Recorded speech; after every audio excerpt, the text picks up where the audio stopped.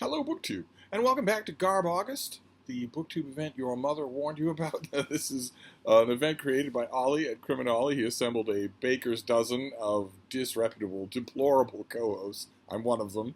And it's an event designed to celebrate trash in the month of August, to read garbage all month long. uh, and it's been an enormous amount of fun, as I kind of thought it would be. I have noticed a couple of Garb August videos lately. There was one just recently by It Came From The Page. If I remember, I'll leave a link to it. It was terrific. It was a video about what he learned from Garb August, from participating in Garb August. It's a great list. You'll be cracking up. I've seen a couple of videos that had that same undercurrent, which is that Garb August is essentially over. But as of the filming of this video, August has 4 more days. That's time for at least 10 more Garb August books. So I'm not going to make any summaries until August is over. August doesn't end until Thursday, for Pete's sake. So I'm just going to keep plowing along, reading garbage. And when it comes to reading trash, as I mentioned in a few Garb August videos, if you were to ask a normal person who reads, maybe at most 10 books a year, mostly book club picks, very safe, middle-of-the-road stuff that they got a recommendation of from Us Magazine or their book club, something like that, where they like to keep their hand in reading, but it doesn't form a gigantic portion of their world the way it does with us. Those people, are probably 90% of the people who read. There certainly has to be something to account for the book sales that undergird the reporting that makes up the New York Times bestseller list, right?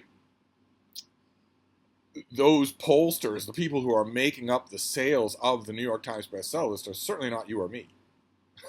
No one who's asking people what they read is asking us what we read. Those people have to be out there, what I call middle-of-the-road readers, where I love talking about their books. I love hearing what they think about what they read, but they tend not to read very critically, and they tend to go with the crowd in terms of reading.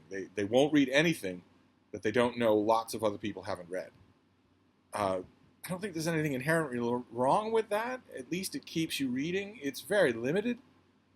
When I meet a reader like that, I always want to say, there's a lot more out there.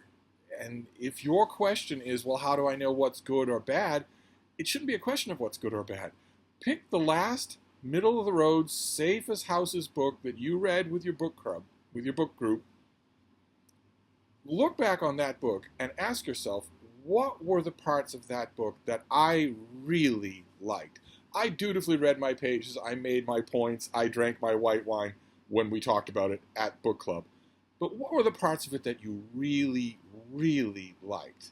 When I've had this conversation with middle-of-the-road readers in the past, it's always been true that when they thought about it, they realized that they only really, really liked a couple of parts in that book. Most of it they could take or leave.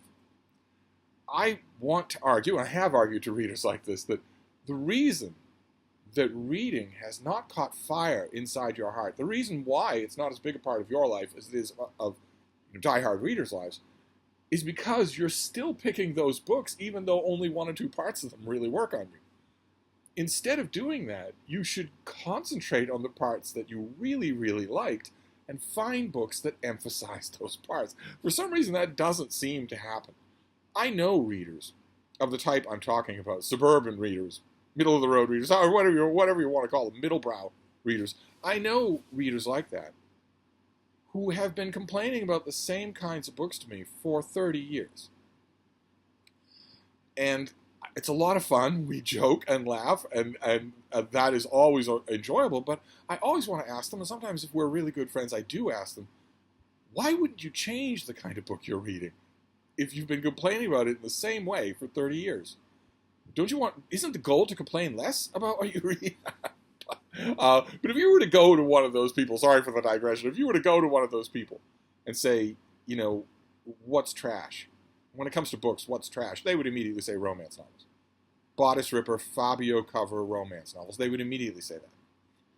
And if you pressed them and got them into the weeds, you said, for instance, you told them, name something that's trash that isn't a romance novel. Chances are good that that kind of reader would still stick to genre fiction.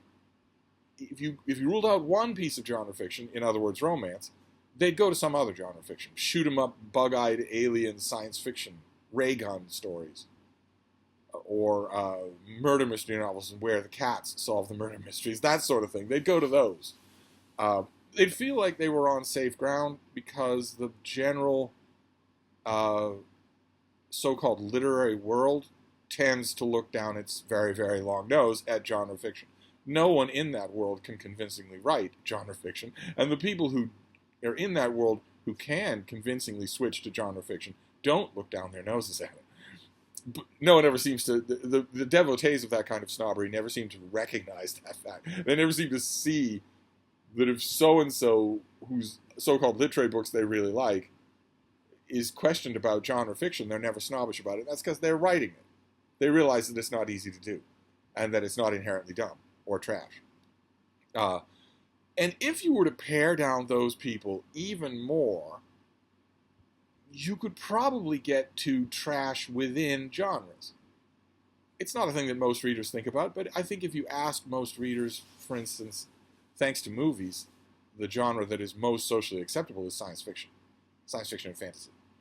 And if you were to ask, a general middle-of-the-road, middle-brow reader to name trash science fiction, they would at least be willing to admit provisionally that not all science fiction is trash. Not all fantasy is trash. And they'd be able to sort of fall back on, I know it when I see it. They would at least be able to say that. They wouldn't ever say that some romance is not trash. But they would be willing to say that some science fiction and fantasy is not trash. They probably wouldn't call Lord of the Rings trash. And if you were to bear down on someone who had a moderate level of familiarity with science fiction and fantasy, or even not, maybe a little more than moderate level, and you were to bear down on them and say, let's say you've got them in that genre and you're talking to them about good and bad stuff, if they're of a certain age, there is a particular science fiction series, fantasy series, however you want to call it. I'm of the heretical viewpoint that those two things are the same. That's a video for another time. If you're suggesting that something impossible in the real world can happen, I'm certainly interested in how you explore that in your world building, but I'm not particularly going to draw a fine line between because Gandalf makes it happen and because faster than light travel makes it happen. If it's not in this world, it's fantasy as far as I'm concerned. But let's leave that. That's a brouhaha for another time.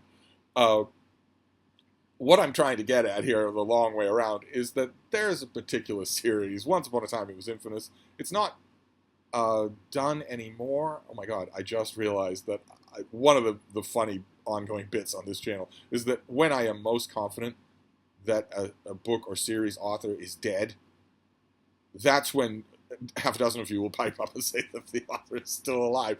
I want to say that this author is dead, that he's gone to his reward a long time since. He must be very old if he's still alive. But the author is John Norman. Worked under the pen name of John Norman. And if you ask a certain people of a certain age to identify trash in fantasy, this is what they'll say.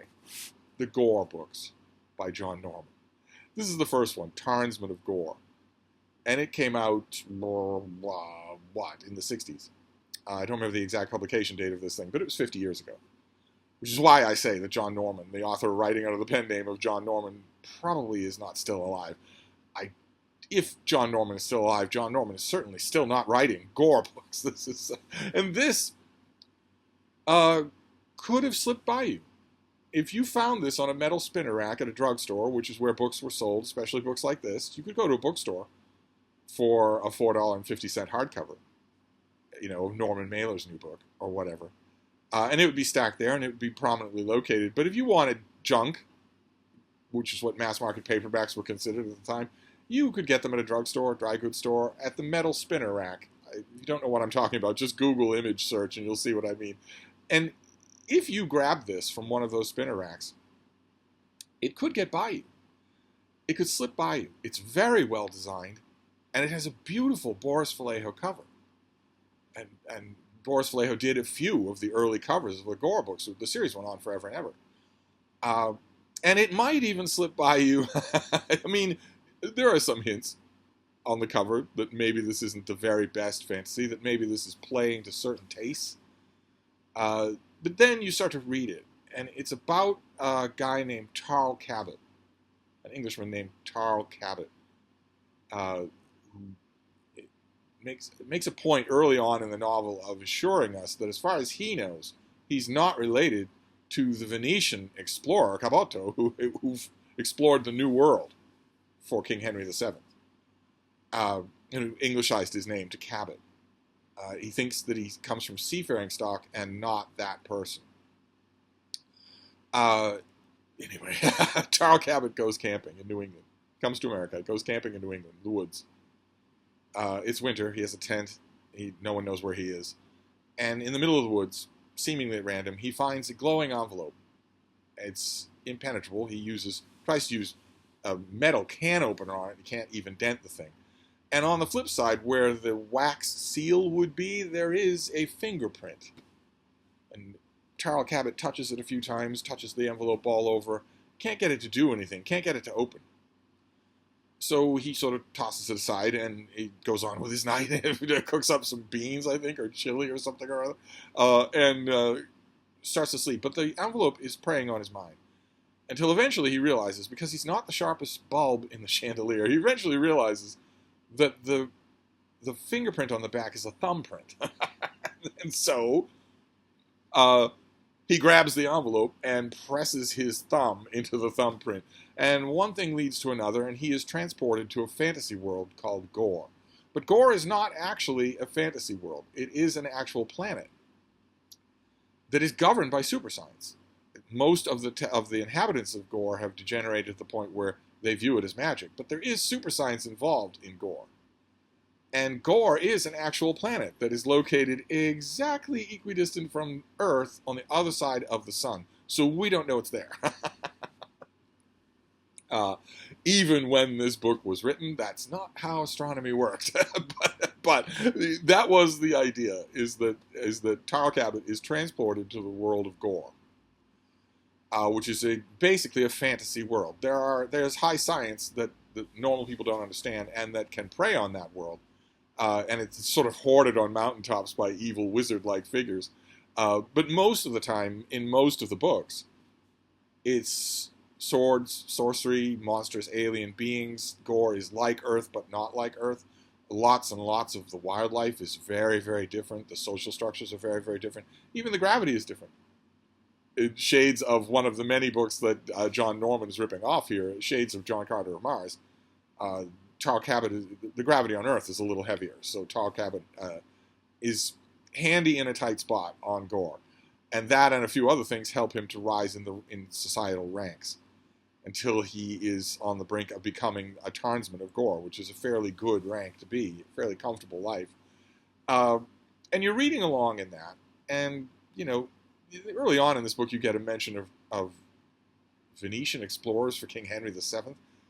That is, I don't know, kind of a tip-off that you're not reading an executioner novel. Although the executioner novel that I read yesterday, Boston Blitz, is pretty smart. And this is pretty smart. You read this first book, Tarnsman of Gore, and you will be impressed that this is not cheap knockoff prose. The prose is, if we could usher Michael K. Vaughan out of the room for just a minute or block his ears, the prose is, on a sentence-by-sentence level, significantly better than anything you find in A Princess of Mars, even accounting for the centuries' difference in taste in literary time periods. So you're reading along and you're seeing that there's some world building that's being done here. There's some of the sentences are put together fairly well. The main character, Tarl Cabot, is a non-entity. All the characters that he tends to meet on Gore are non-entities. But you can sort of roll with that. Not to be too heretical here, but that is a besetting fault of fantasy novels that is true even today. So I don't expect that. I mean, I could push things here and say, if Gimli in Lord of the Rings were not a dwarf, what would you know about him? Is Gimli a non-entity? I won't push it. I won't push it, especially since we only have a little amount of time until the Rings of Power come. But it isn't long when you're reading Tarnsman of Gore, which is the very first Gore novel. It isn't long before you start to encounter a sub-theme running through this book. You can see it on the cover. This is a brutal world. where men rise through combat and crushing the hopes and dreams of others, stealing the freedom of others. And it's a world that's full of slavery. And there are many men slaves, but there are far more female slaves. Women on Gorr, generally speaking, are livestock. Some of them can rise to the position of having slaves themselves, but not many. It's the exception, not the rule. And that would be okay if you were writing that world and thinking about... Oh, hi, baby. How what you doing? You just trying to upstage me?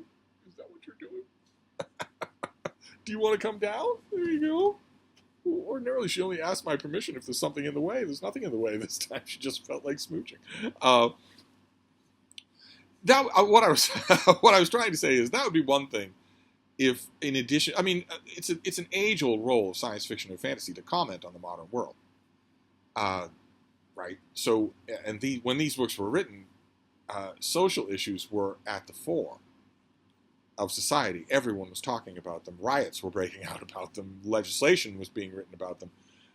Court cases were being handed down about them that we thought would be settled law because that's what the Supreme Court does. It would be one thing if this book were commenting on some of those things, but it's pretty clear, even by the time you get to the end of the first book, and that's to say nothing of going on in the series, it's pretty clear that John Norman is not commenting on those things so much as relishing them. And it's also pretty clear, I don't know anything about this author, including obviously whether or not he's still alive, but it's pretty clear to me that Tarl Cabot is what we refer to in the 21st century as a self-insert character. He's pretty clearly sort of fulfilling some of the darker wishes and fantasies of the author. Again, there's nothing wrong with that, but if you're going to do that for a readership in the millions, I mean, these books were popular. I don't think any Gorr novels are in print now, and I very much doubt if they're in print, they certainly wouldn't have these great Boris Vallejo did beautiful covers for these books for, I don't know, Ollie would probably know, probably 7, 8, or 9 books before the task went to someone else, maybe more than that. And they're lovely. This is a beautiful cover.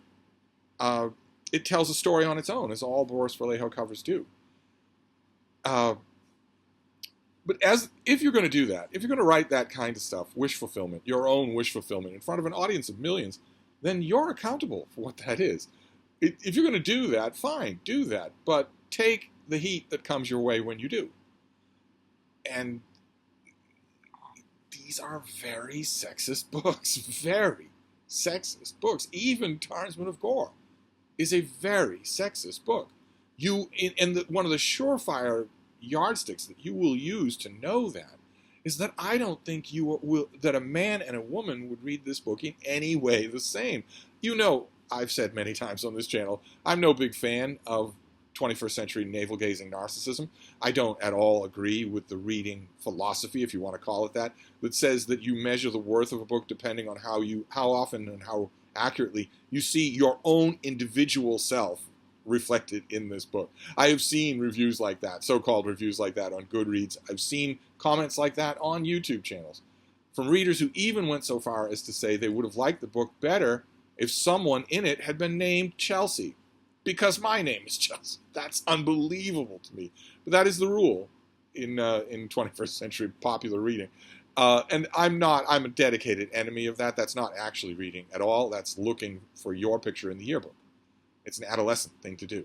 But even so, even though I'm an enemy of that thinking, that kind of thinking couldn't be in any greater relief, even in the first book of the Gorr series, than to give this to a woman to read and a man to read. They're going to come away thinking and reacting to completely different things. And again, if this were John Norman's commentary on the state of women in the mid-20th century, that would be one thing. But it becomes it's not obvious in Tarsman of Gorr. So if I'm talking about Tarsman of Gorr for Garb August, I should watch my words. I know this because retroactively I've read a lot of the Gorr novels, and it becomes more and more obvious as the series goes on that this is mainly about the author's fantasy world in which we don't have any of these women libbers, in which women don't have the vote, they aren't making trouble in Congress, there's no Bella Abzug. Instead, it's the way things should be. where they are chattel property and even currency. I know that about this series, so it was hard to keep that out of my reread of Tarnsman of Gore, which I haven't read since it came out. I haven't read it since I found it on one of those metal spinner racks as a paperback and thought, oh, that looks good, and I love this cover artist, so I'll take a chance on this. And like I said, it hides its cards at first. You read the, I don't know, first 100 pages of this book. More than that, maybe the whole book. I doubt it. But the first 100 pages, it's high adventure, it's wild monsters, it's great world building. The writing's not so bad that you can't go on. The first 100 pages at least look like a normal fantasy novel. A normal self-insert, author goes to an alien world fantasy novel. Author goes to an alien world, suddenly has superpowers just by being who he is, doesn't have to train, and who looks really good. That's sort of a dead giveaway. You can see it all over the place. It happens in Philip Jose Farmer and a whole bunch of other writers. You just have to go with it. I think there's a term paper to be written out there on the penchant of middle-aged men to write stories like that, or men just in general. Because what is Conan, if not exactly that kind of self-insert character? The kind of man that Robert E. Howard wished he were, and also the kind of man he wished he were allowed to be. In other words, the kind of society he wished he lived in. All very fascinating, and you will be asking and answering those questions yourself in the first 100 pages of Tarnsman of Gore. It's only after that in this book that you start to realize what an oppressive and ugly world Gore is. And that's John Norman. That's on him. Also, it's as things go on that, as this novel goes on, that you realize that although maybe on a sentence-by-sentence structure he might be as good or maybe a little better than Edgar Rice Burroughs, he doesn't respect the reader's intelligence anywhere near as much. You wouldn't think that Edgar Rice Burroughs is an author who does that, but he does. And Gore, John Norman, does not at all. The book starts to be utterly ruled by coincidences. And I remember Tarnsman of Gore is not even the worst offender in that regard. The further on you go in this book, the less in the book at all, big or little, happens without being a pure product of coincidence. And there are later books that are entirely coincidence. And it takes a while for you to realize, for you to be told by John Norman, that Charles Cabot's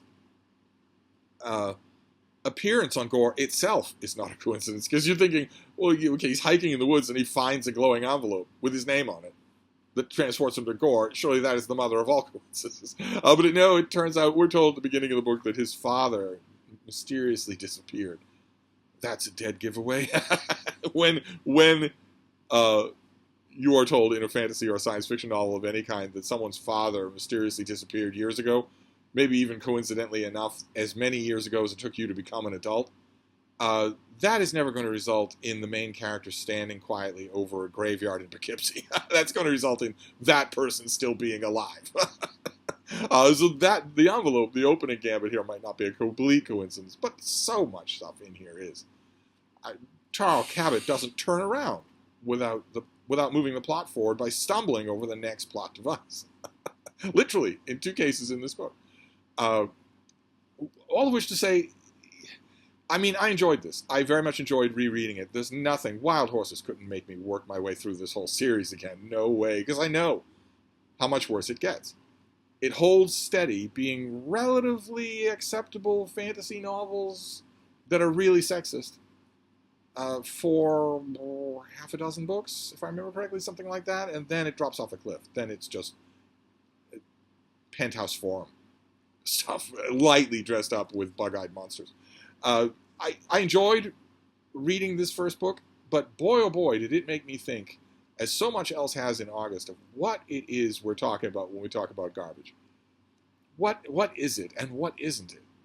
This, for instance, has the same unbelievably earnest writing voice and style that Boston Blitz, the executioner, did yesterday in yesterday's video. Has the same kind of earnestness. In both cases, I don't think the author was, as I've been putting it all month, in on the joke. In both cases, that earnestness sort of negates the author winking at you and letting you know that they know they're writing garbage. In both cases, I don't think the author thought that and might have taken offense if you said so. There's too much earnestness going on here. Too many allusions to literature and history, all that sort of thing. Okay, so fine, it's not that, but that opens the door to it being something else, which is the kind of garbage that isn't enjoyable. If the author means it, well, then the author can mean it and still write garbage. There are a few garbage series going on, or have been written in the past, where the author is dead serious and I don't care. It's still garbage and it's still really enjoyable. They're dead serious, but they have no idea how talentless they are, no idea how derivative their ideas are, no idea how ridiculous their plot developments are. They're just writing it from their heart. Okay, fine, a little cruel to them, like kicking a puppy. But when I get to a garbage book like that, I can say, this is complete trash, and I'm enjoying it as complete trash, but just don't tell the author. The author clearly has no idea that they're writing trash. That's fine. That's the kind of trash that I can really enjoy. I confess personally, I like it better when the author's in on the joke. When the author's writing something that they know is silly. One of the things that kind of, sort of ruined Amish Vampires in Space for me is that by the end of the book, I wasn't sure that the author was in on the joke. I thought maybe the author was serious. Was writing a serious book and didn't realize how dumb it was. With Tarnsman of Gore, I have no doubt. John Norman wrote this in complete sincerity. No doubt about that whatsoever. I still enjoyed it. But the problem that you open up, the door that you open up to a problem with an author writing trash in complete sincerity, is one that It Came From the Page encountered early on in Garb August, which is what if it ends up being really gross, really revolting? That's what you'll get with sincerity. You typically won't get that when the author is winking and nodding at you. But if the author is dead serious, you could get a tour of their psyche that's really disgusting. And that happens later in the Gore novels. It doesn't happen in this one, not completely. But I couldn't help but think about it when I was reading this. But I had to do a Gore novel for Garb August. I wasn't going to bounce around in the series. I especially wasn't, knowing what I know, I wasn't going to pick a later book that's pure trash. I wanted to pick something that has something to talk about. So I reread Tarnsman of Gore. I don't think I'll be reading any other of the Gore novels. I read them once. I think I know what they are. This had the reread opened me up to appreciations here that I didn't have the first time. I really do think there's a lot of energy here in the world building, the creature building, the society building, society imagining. I think that imagining is really good. Might raise this to the higher rungs of cheap fantasy trash. The only thing that stops me from unabashedly enjoying it is because I know where it's going. I know what the author's going to do with that world later on. It's there in this book too, but it's ignorable, largely ignorable in this book, unless I were a woman. I think a woman could not ignore it at all. If your gender is currency, if almost all the slaves are women, if, as happens a few times in this book, and it becomes shrilly insistent in later books, the subnote that maybe women enjoy being slaves, that maybe they view it as their natural position. Oh my God. If you're going to get that, if an author of trash is going to write sincerely and they're sincerely going to propose stuff like that, that becomes the kind of trash that's not fun to read at all. It Came From the Page encountered that with some overheated examples of men's fiction. And that's down the line for me in Gore, which is why I don't think I'll be rereading the Gore novels. But I had to do a Gore novel for Garb August. We'll see. I'm not willing to do videos on Garb August We Barely Knew Ye. Garb August has plenty of time left, so I'm going to keep reading trash until midweek. So you're duly warned. I will see you then. Thank you, BookTube.